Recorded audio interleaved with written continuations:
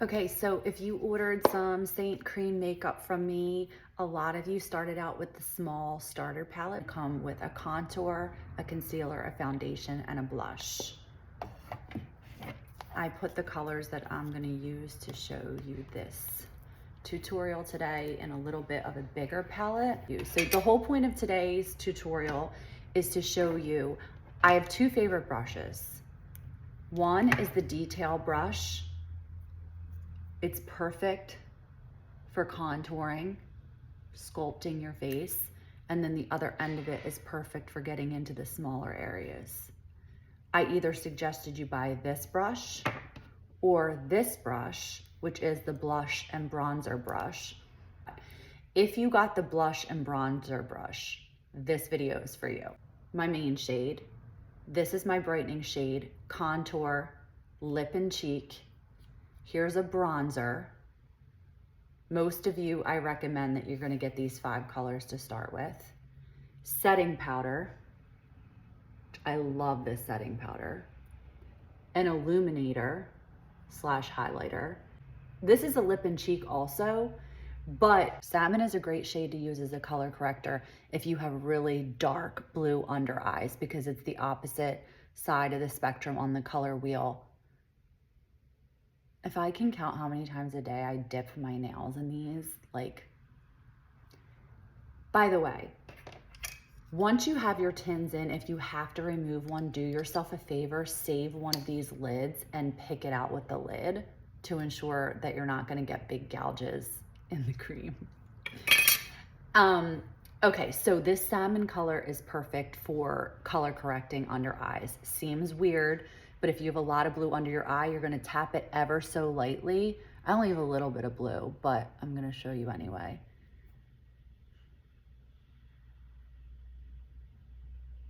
And you're gonna dot it on those areas before you put on the brightening highlight. So now I'm gonna take the brightening highlight, which, by the way, a lot of people prefer to put the creams on with their fingers as far as all of the colors on their face, because it tends to warm up on your skin. So now I'm just gonna lightly go over this, because again, maturing skin, we don't want too much product. You definitely don't want to put a bunch of light under your eyes. All that's gonna do is accentuate the crepiness. See how much nicer and smoother that looks? So I'm gonna take the main shade and just start tapping. You wanna bounce the product into your skin, not swipe.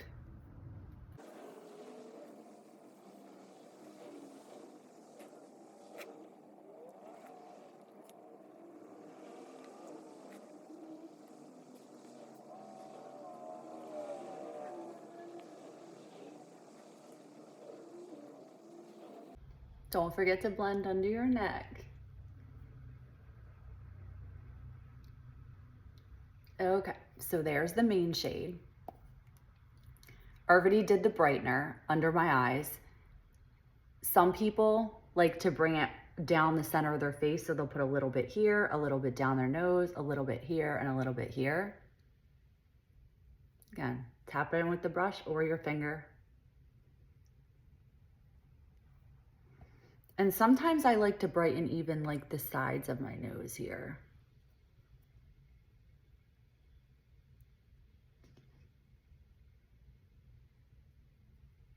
For the contour, I'm gonna squeeze the smaller end together.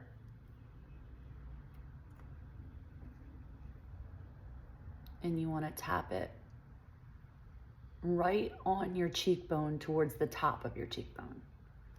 Okay, don't skip this step, guys. This is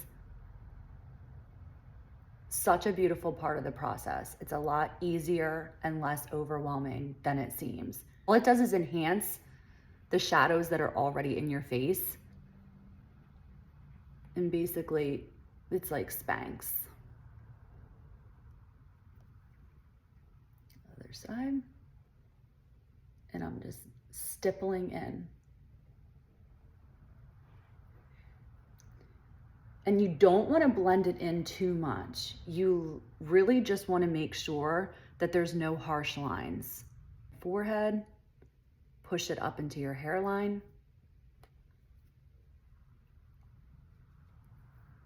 So give the appearance of a smaller forehead. Forehead, forehead. And then under those jowls.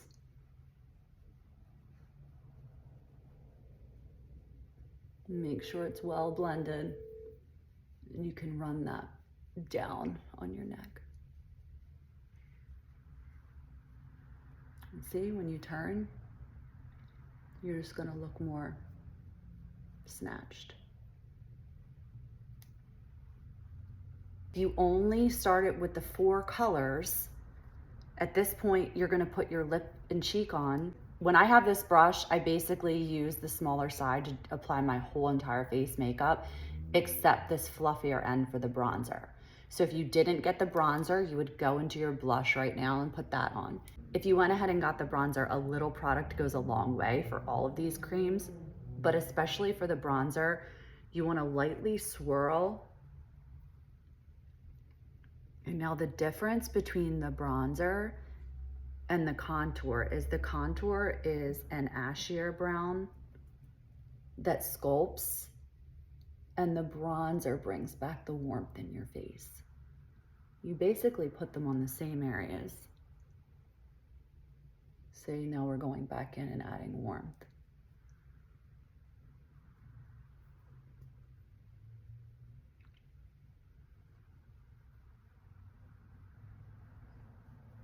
And then most of our necks are lighter than the rest of our face. So this is great for running this down your neck to blend it in with the rest of your face. Today I'm using Plum since I have a purple shirt on. Tap, tap.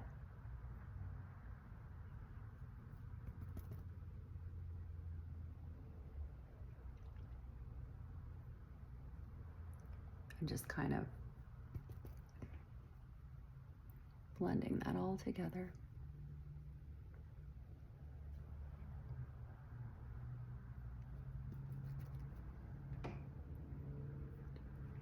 Don't worry if this happens.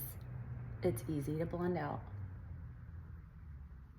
Okay, it seems like I mixed the bronzer with the blush, but it's all good. If you want to go back in and clean this up because it came down a little bit too low, you're going to go back into your main shade, main highlight shade, and just tap that along the line and blend. Lightly tapping. The blush colors double as lip gloss. This is a satin one. If you got a satin blush, it's going to be a little bit more dry on your lips. If you got the glossy blush lip color, it's gonna go on your lips a lot nicer. That's why I always have one of these balms in my tin too, because I'll tap into that to make the satin blush creamier. Here, let's see, I'll do one cheek with the illuminator and one with the balm. So this is Angel Illuminator. I gotta be honest, I don't always recommend illuminators for mature skin because I do feel like it settles into those fine lines and it's not my favorite look. It's a pretty glow, but see, I feel like it's accentuated this little divot I have here. So that's my 2 cents on it. If you have beautiful, clear skin or young skin, illuminate, girl. Okay, on this side, I'm gonna use the balm though and show you the difference. So it's gonna give you that like iridescent shine. I will say that if you have, well, even your contour, okay, you could put on your eyes.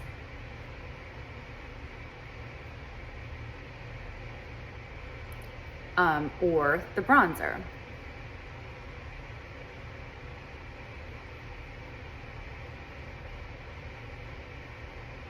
I feel like I went with more of a matte, natural look today. So I would go for the contour on my eyes to finish this look versus this warm bronzer on my eyes. But I just wanted to show you all the possibilities. And then I'm gonna put the shimmer over it just so you could see what I mean.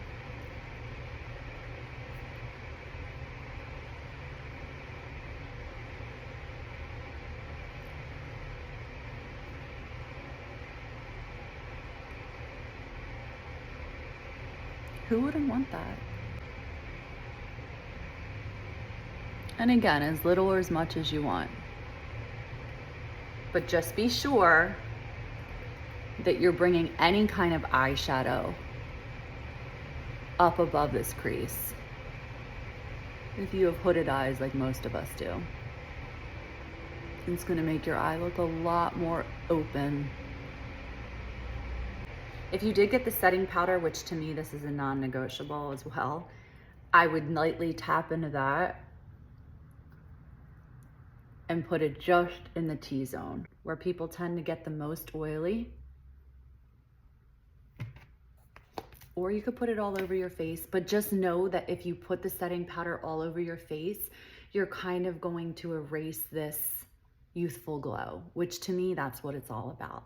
All right, guys, let me know if you have any questions.